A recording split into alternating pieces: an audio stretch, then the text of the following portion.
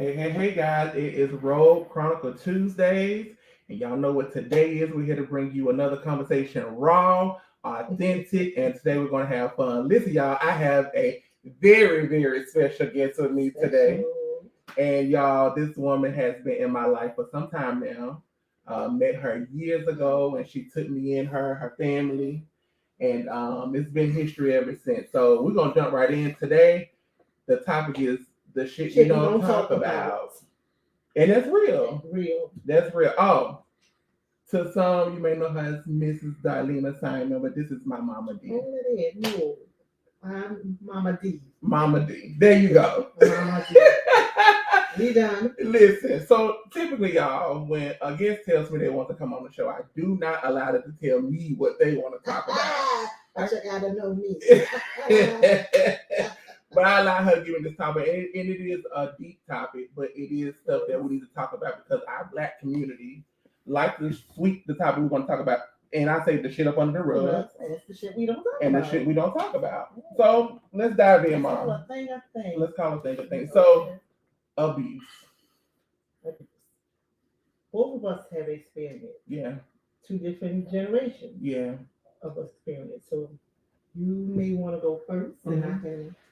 Okay. So for those who don't know, my story of abuse stems from the tree of domestic violence. When my mom dealt with domestic violence, and long and short, when she wanted to get out of the relationship, it was just a little bit too late, and it ended up her perpetrator taking her life. But even in that, as a young kid, at like the age of 6 and 8, I witnessed her go through a lot of that abuse. And back then in the 90s, it was the horrible, in my opinion, the horrible mindset of what goes on in this house stays in this house. And unfortunately, being the older man that I am now, I'm just like, no, what went on in the house should have been said outside of the house, because maybe her life would have been saved. And mainly by family members. Yes. That's the whole thing for me. Family members knowing that situation was going on and no one helped. Yeah. And I feel like that's still going on today. Yeah. But it's a little worse because mental illness is outrageous in this community, in our community. Yes. And we're sitting by and watching this happen. Absolutely. And even if family know about it, or if they have an inkling that it's going on, the question for me is, why didn't anybody say anything? After the fact, we do. Yeah. When it's too late. That's when we're going to pull together and have so much to say. And everybody has a different story about what they knew about, but no one said anything because what happens stays in the family. Yeah, absolutely. And it's not good because I often go back to that 6-year-old, 7-year-old little boy, and now being 35, right? I'm like, I sometimes often have to go and talk to him to still heal that person, so I can heal who I am now. But you're in this generation. We're gonna say 50 plus. Okay. 50 plus. Okay. And look good in my ass. And I'm still feeling the same way. Yeah. So what did that look like for you coming from your generation? Because like you said, we two different generations. So what did that look like for you? So in my generation, that was just the norm. If that took place in your household, that's the norm.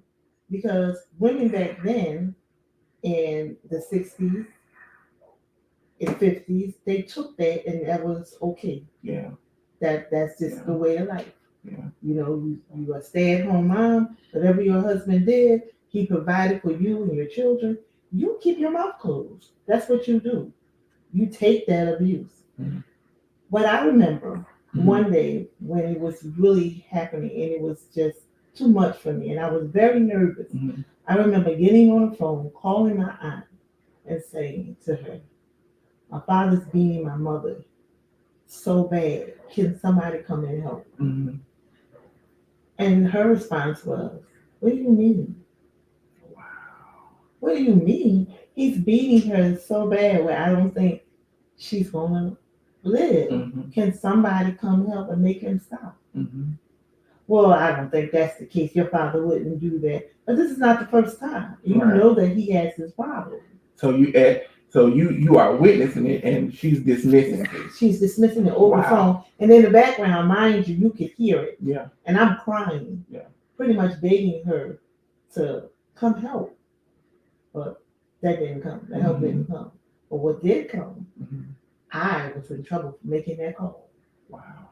I was in trouble because I wanted someone to stop it. Mm-hmm. So from that point on, I was like, we're on our own here as children. We're on our own. So whatever happens, it happens. So if I witness to the point where my mother is going to be killed by my father, I'm on my own. Because the family's not going to do it. But y'all know that he is doing this. Right. And none of y'all are stepping up.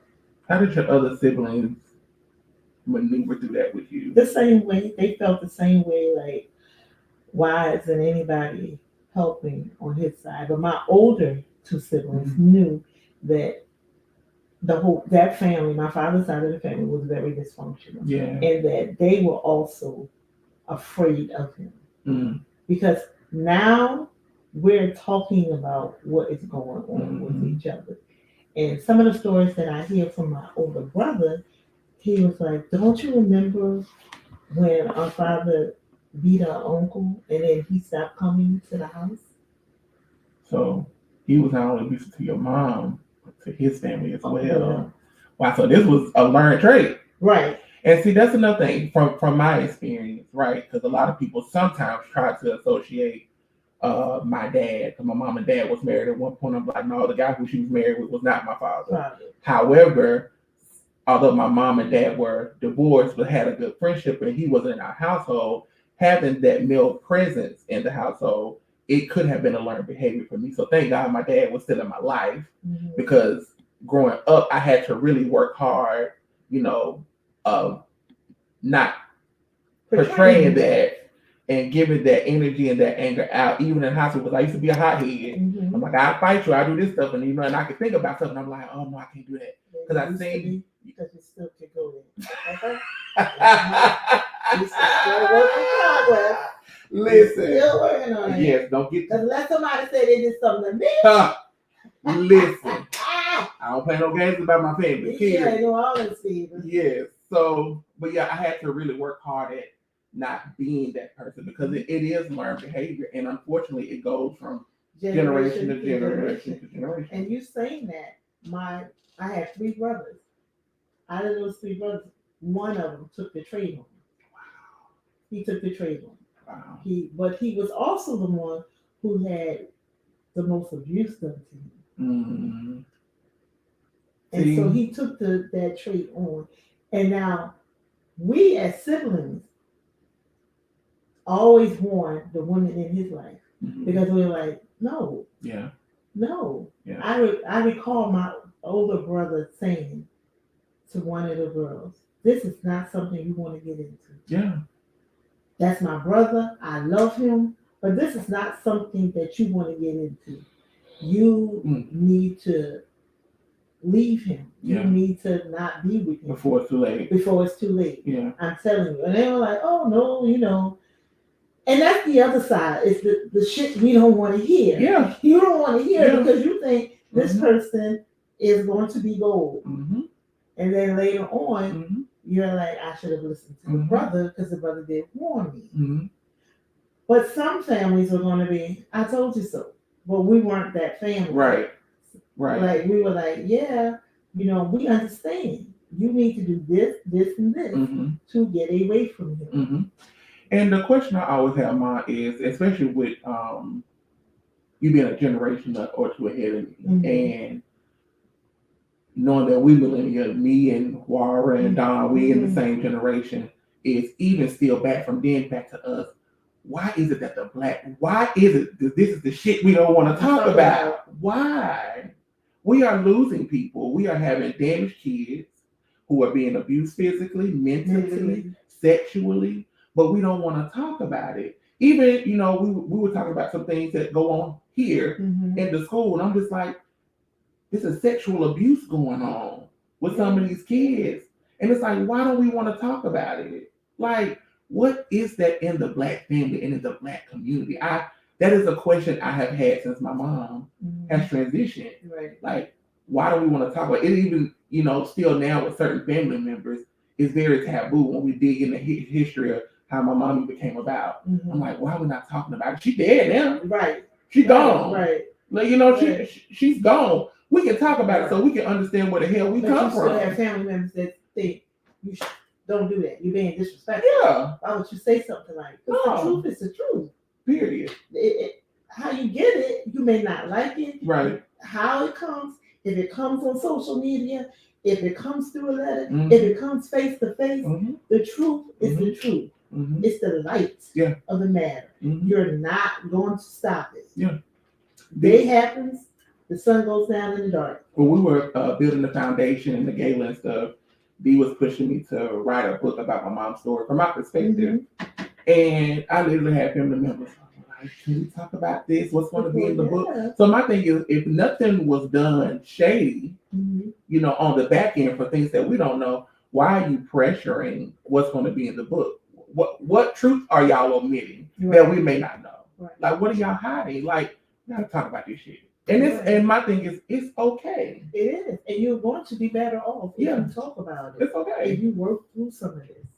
But the family members who just, to me, they honor the fact that person is doing it.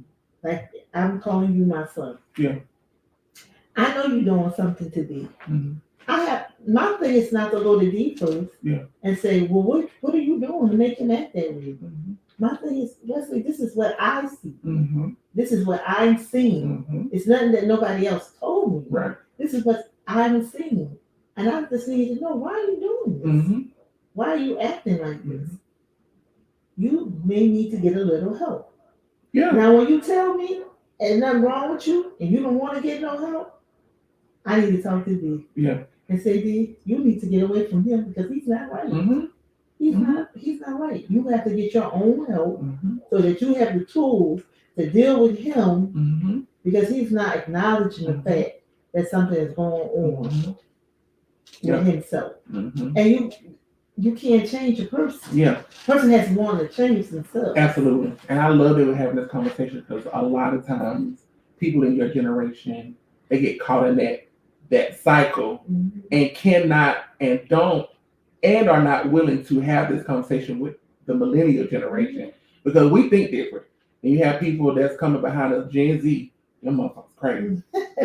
Then you got people lining them in this whole generation, coming up in their generation. So it's like, to be able to have this conversation, everybody from your generation, and to this day, it's still not over. Well, we gotta break those barriers. So, because guess what? Your experience and your mindset is different from ours, but I can learn something. I'm like, what? Mama D said something in this conversation that I probably can now use in my healing. Exactly. Right? Because people think that once you don't work through something, you've done this and you've done that, healing is until you leave this earth. And go to the next life. Exactly. And people don't see that. And I'm like, y'all, I'm still working on my healing. There's still days that I retreat back to that little boy life. And that's the thing. That's the thing. You said it in the open statement about being that young boy. I'm still a young girl. That's my thing. It's the children. Yeah. When you have that trauma happen as a child, and nobody ever deals with that trauma with you, or you don't deal with it when you're at a certain age, it carries on to the next generation. And that's my concern. I'm always saying, with my grandchildren, they need to get the help that they need. Yeah. They need to get the help that they need. Yeah. Because I don't want them to be that child at 50 plus some years, still being that girl when certain things, smells trigger you all. Yeah. Certain events trigger you all. Certain people, voices trigger you all. I know that I was in the store one day and I had put this on Facebook. A woman came in and she smelled of Gina Tay. That was like one of the aunts that would not help. That was that smell. And that lasted for a whole week with me. Just reoccurring events that happened as a child that weren't good because of that smell. Yeah. because of that Gina Tails. Like, do they even sell it anymore? Mhm. But this lady, I could see her. I could go back to the events where certain things happened when she came to our house. How she caused a lot of friction. Mhm. I was like, wow, Mhm. I'm this age and I still getting that little knot in my stomach from Same. that. Same. Like when I see people, and I don't talk about it often. When I see the car, a Mustang car, Mm-hmm. that's a trigger for me.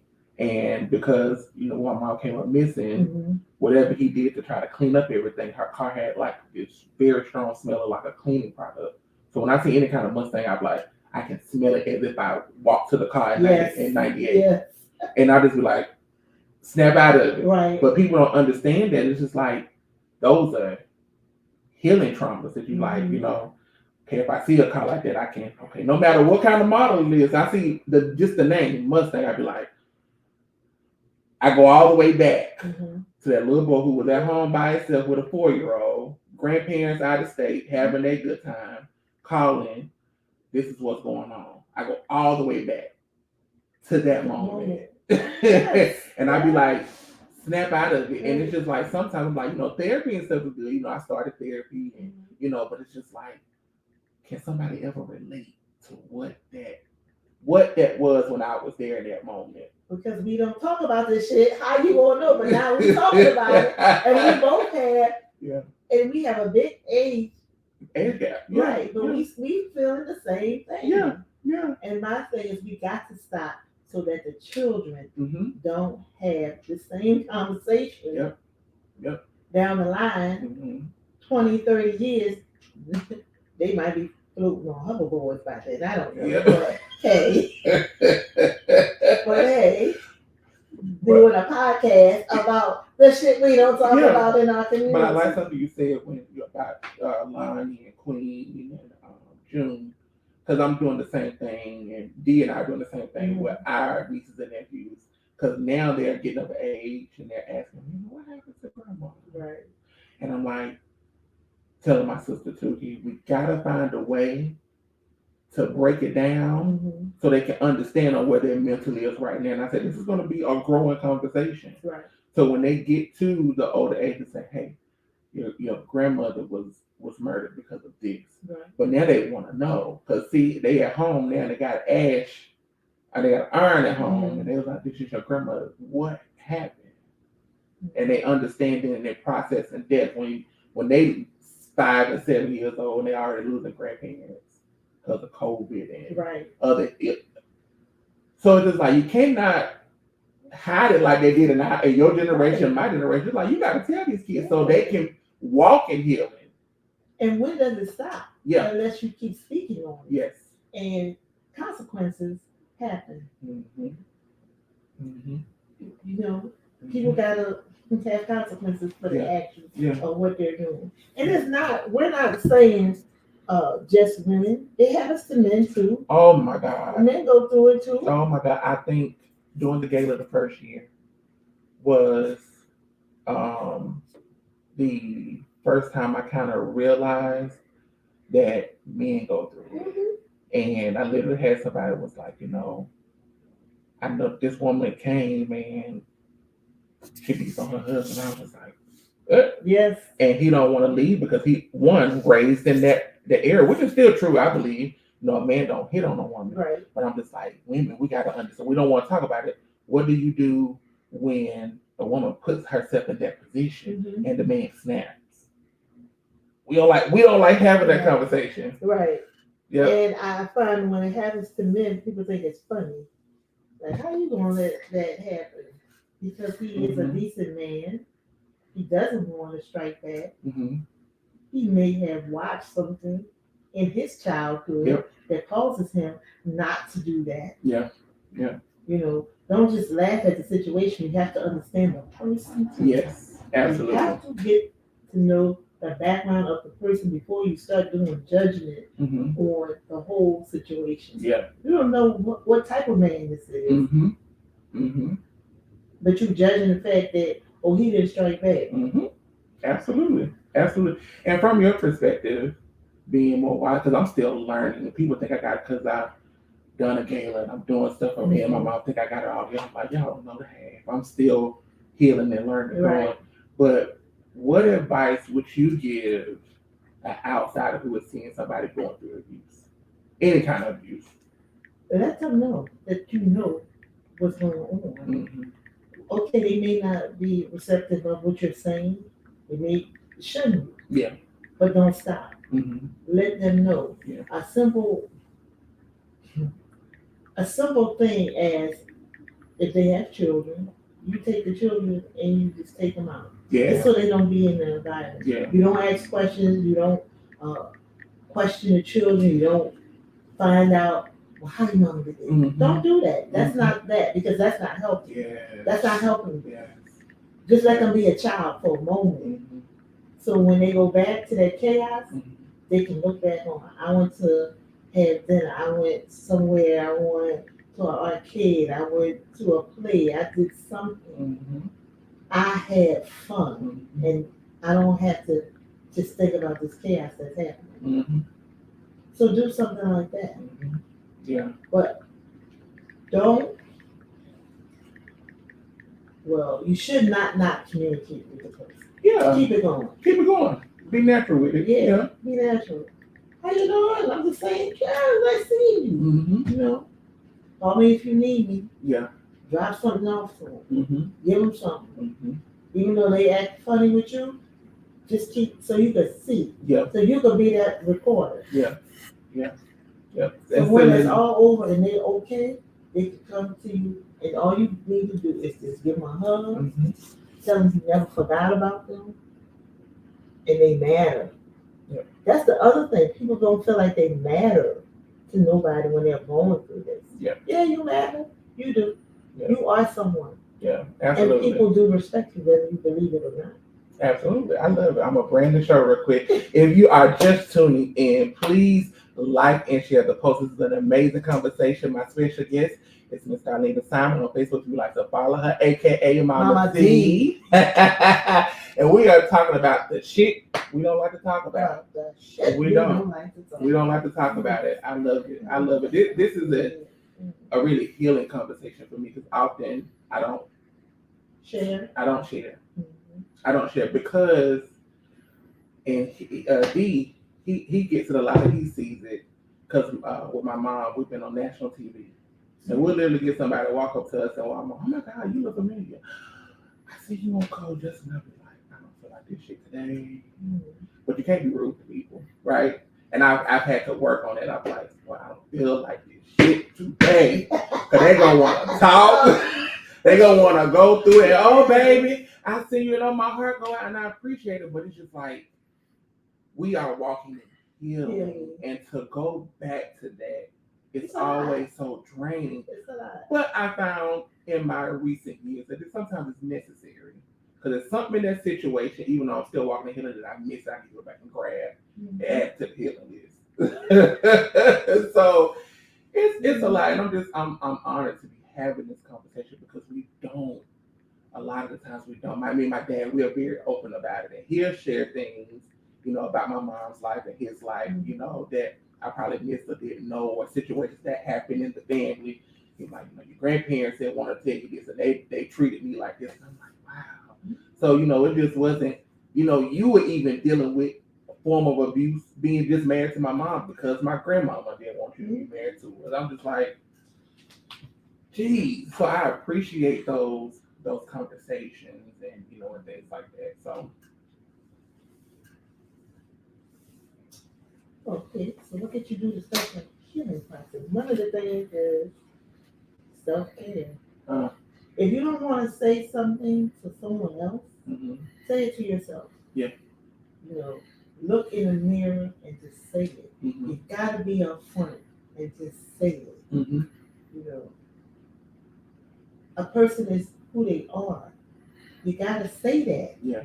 And I have nothing to do with it. I have nothing to do with it. Even with my own husband. And I can be like, how you gonna deal with him? He could be very abusive with his words. But for me, because I grew up with more than that, that was nothing. That was like the icing on the cake. I Mhm. don't care about what he's saying. That was just him being him. I don't care. That doesn't do anything Mhm. for me because I'm gonna still be me. Mhm. But at times when it's hard, yes, it was very hard. But I used to have to say to myself, and I remember one time, Jordan and Emily were young, and I was just going through some stuff, and he was not the person. He was not affectionate. He was not understanding. I don't know what it was, but I was going through something. And I had a good cry in the shower. And my mother had been there for some time. And she came to me. And she said, baby, him being how he is don't have nothing to do with you. Mhm. You gotta be you. Yeah. And what you have to do is you have to tune that out. Mhm. So when he's like that, you do you. Yeah. You do you. Mhm. So I had to start looking in the mirror and saying, Keon is an asshole right now. It don't have nothing to do with me.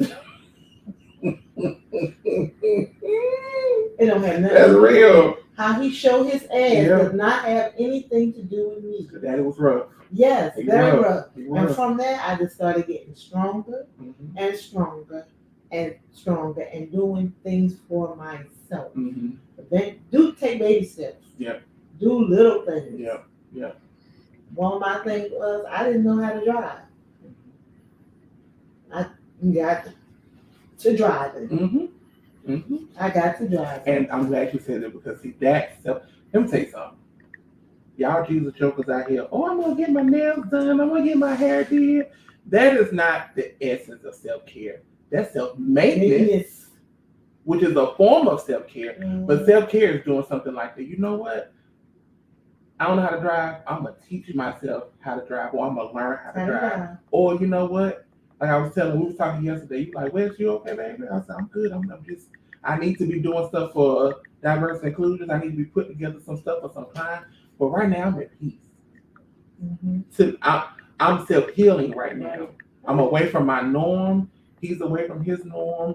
Our life been crazy, nothing bad, but you know, just highways and byways of life. Yeah, just a little bit crazy. But I'm just like, I get to that shit when I get back home, and I can piece it together. I got in my mind what things look like, but I'm in my peace. I'm healing right now.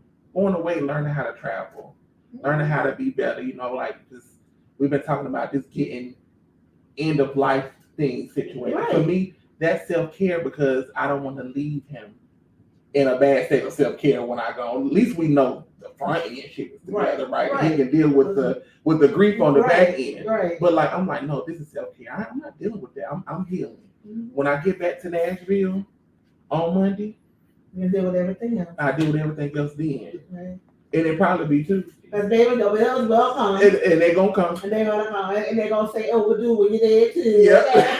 All right, get it. Y'all get it how you can get it because I'm going. Yeah. So people listen, learn to really understand what self-care is about. I had one of my good sisters, Monique, she went to a women's conference and the speaker told them, they was like, listen, especially for single moms, going to get your nails done, going to get your hair did, going to the grocery store to get away from kids. And she was like, you got self-care all wrong.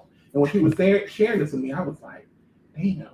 Yeah, you got to do little things that show your growth. Mm-hmm. Yep. But they could be something so small. So small. Like everybody takes for granted, but no, I taught myself how to drive. Mm-hmm. And I didn't teach myself. My good friend Rebecca, she said I started walking. We walked in the park, and then she just said, "Girl, get in this car." I was like, "No." She said, "But you want to learn how to drive." Mm-hmm. We drove around City Park. I said, "Damn, this feels good." Yeah. Yeah. I'm like, you know what? Mm-hmm. I'm going to drive. So my other friend, she wanted me. Got that license, came back. I said, "Oh, it's on and popping now." Yeah. Started taking classes. Mm-hmm. Started doing stuff that was going to help my growth. Yep. And something for you. Yeah. Something for you. Mm-hmm. Right? I told D this year because he's always one of his gifts is have the ability to help others grow.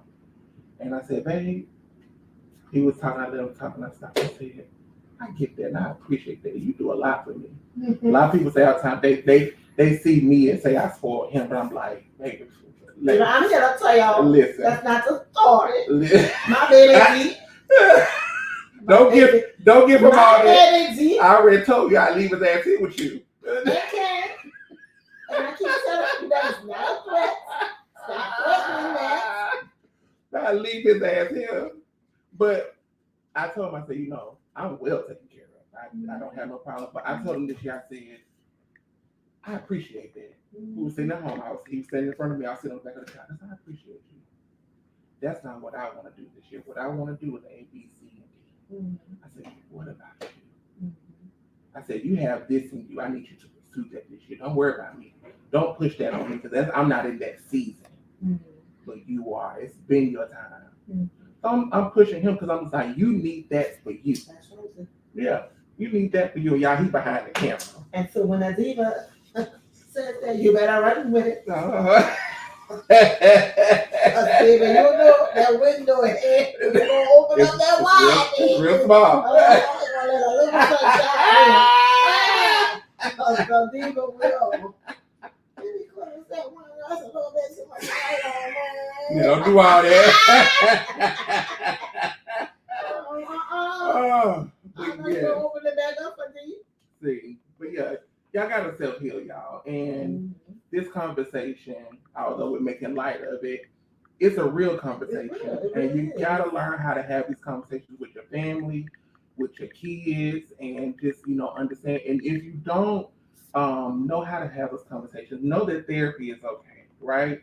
Know that even if it's just to learn how to have the essence of the conversation, therapy is okay. Go and get help. There's conversations out here. If you know people that are being abused, there's organizations out here. It's different programs and everything to get people help in this arena. And if you are needing somebody to speak to, help is available today. National Domestic Violence Hotline number is 800-799-7233. Again, that's 800-799-7233. Do not be in a situation or know that somebody is in a situation and don't at least try to lead them to help. Because one thing I learned in this journey is that you can lead them, but they don't have to take it. They don't have to take it. And if they don't take it, it's not your place to get upset. It's not. Maybe it's your place to just be supportive for however they come to you. Just be supportive. Sometimes you just have to keep your mouth closed. Oh, yeah. You have to just listen. Listen. Do not speak. Just listen. And then sometimes you just have to tell them, if you need a minute, I got you. And don't be the person say, I told you so. Don't be that person. Don't be that person. Yes. And if you're on your phone, if you need to contact the Domestic Violence Hotline, if you can't reach them verbally, text them start at 88788. You can get that as well to the Domestic Violence National Hotline as well. But yeah, just y'all don't be that person. Be the person to lead somebody to help, whether it's physical abuse, mental abuse, verbal. It don't matter. Abuse is abuse. Yeah. Period. And we gotta stop sweeping this shit under a rug. And stop standing by. I don't care if it's your sister, your brother, your daddy, your uncle, your cousin. Call them out on this stuff. Yeah. Call them out on their shit. Don't uphold it. Don't defend it. Don't run to their aid. Yeah. Call them out. That doesn't mean you don't love them. Yeah. That don't mean you don't care about them. Yeah. That don't mean you're not respecting them. Yeah.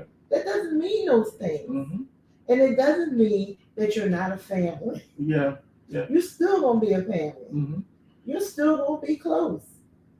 But you have to call them out on what they're doing wrong. Yeah. Yeah. Because in the long run, you could be saving a life. And think about the children. Yeah. Could be saving a life. From death, from molestation, all that pain and stuff people carry about that, you could be saving a life. Girl, this conversation has been something I needed. I needed it. I needed it. Listen, I'm taking you a drink. y'all, this conversation is special to me because for a lot of reasons. And the one part she didn't know I was going to do, but this is a surprise from me to her. But it is Mardi Gras. Y'all can see I got my little lights on, and we've been out, baby, at the parade. Came off the float, She floating. Oh, yes. And as you can see behind us, you see an outfit of African Indian. I'm sorry. A suit. Excuse me. See, I'm being corrected. I'm still learning. But yes, this is a suit of an African Indian, and this is one of the traditions they do during the Mardi Gras season, where the Indians come out and they do their whole shebang and their own traditions and sing songs and talk shit to one another and all type of stuff. And it's an experience to see. And a lot of these jewels you see here, this whole suit is handmade, and she has a lot. She has a lot to do with these, like the beading, all this stuff, y'all, is hand done. And so, as you can see, it's a lot of love and care, detailed work, as you can see, that goes into this. So, you have never been to Mardi Gras? Come on down, baby. Come on down. But I want to, in the spirit of Mardi Gras and us being together, right? Because we don't always get to see each other. Yes. But when we do, it's a time. But today, I want to dedicate this Robe Chronicles to Auntie Deborah and Daddy. And why would he do this? Why? Yes. And so to love these, listen, y'all, when people accept you into their family and open their doors, you don't take that type of stuff for granted. And when I mentioned this in the beginning, when I met them, they were coming out of a tragic situation. They were leaving Katrina. And to know how they got to my home city, Chattanooga, from Katrina, and understanding how they were literally on the roof of their home for a couple of days because of the water. Y'all listen, it's a story. And we've been like this ever since. And they welcomed me into their family and took me in as their godson. And listen, my Baba Kenyatta, my dad, yep. And they have been a family that chose me. And I just wanted to that, and my auntie trying to make me cry. No, he ain't gonna get no. It. I ain't gonna do it. Both of these two trying to make me cry. I'm not gonna do it. My auntie Deborah, she's been gone with us now for 2 years. Yeah, and so just to light y'all, and so today this show was special to me because it's doing Mardi Gras. It's actually my first Mardi Gras. Yesterday was her birthday. We was out on the floats. Well, they was on the floats, and we was out in the parade. And it was special because the parade we went to was an all-black parade, and it was a beautiful experience. And so, yeah, I just want to dedicate this show to Auntie Deb and my Baba Kenyatta. Yeah. Ooh, he made me sick, y'all. He really made me sick. I told Dom knew. Oh, my God. But I was like, it's perfect, and it's the moment. For this, and since I'm here and in this season, this is something Daddy would be doing. You know, Auntie probably be cutting up. Yeah, I can't be that baby, but shaking for me get some beads with. Let me tell you, them two can cut up too. And I grew in hour. I talked to my other T this morning. Say, you get your some beads, baby. I said, I sure did, T. So I just wanted to dedicate this show to them because they were very near dear and still are very near dear to my heart. And I want to thank you for choosing me to be a part of your family. As y'all know, we do Robe Chronicles at home, y'all. This is real life shit. Somebody alarm going off. So if you hear it, I don't know. Listen, because I'm calling my mom. But y'all listen, again, my wonderful godmother, Mama Z, aka Miss Darlene Simon. Hit her up on Facebook. But this has been another Robe Chronicles. If you listen, happy Mardi Gras. Happy Mardi Gras, y'all. We're going out to a thing tonight to catch some more bees. Eat some food, get some cobalt. Hey. Let's go again. Hey.